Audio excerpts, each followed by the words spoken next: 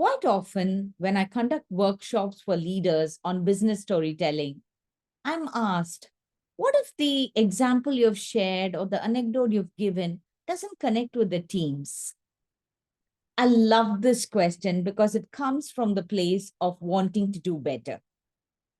So, what can you do pre, during, and post sharing the example to make it even better? Welcome back to my Thursday video series where I share examples for you to use at work to make your messaging sticky. The pre work, that is, the work that you do before you share an example, is in some ways very clear.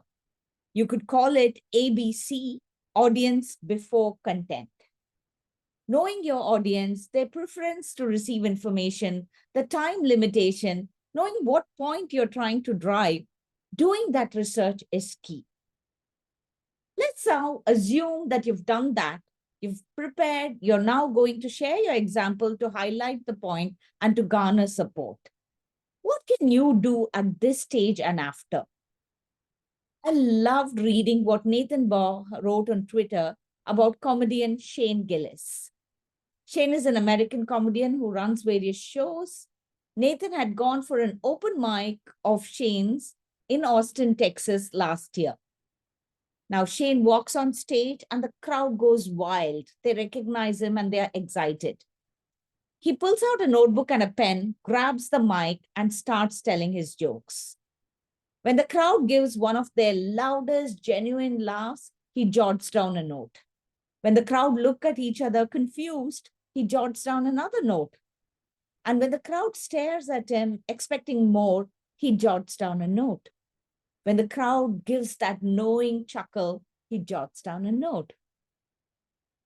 As you get it, he was just testing the jokes, making a note of what's connecting and even more importantly, what's not. Then presumably he must be cutting or changing the parts that didn't connect. And he would also be testing them again at another open mic. And he repeats this process until the joke, his story, is tight and compelling throughout. Nathan says this is how you would deal with storytelling too, and I agree.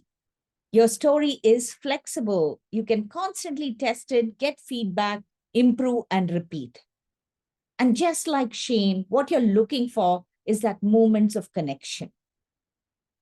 I try to do this in terms of picking up cues even during my online sessions by scanning the screen. Is there a spark of interest in their eye? Are they leaning forward to listen? Are they smiling, connecting to the anecdote?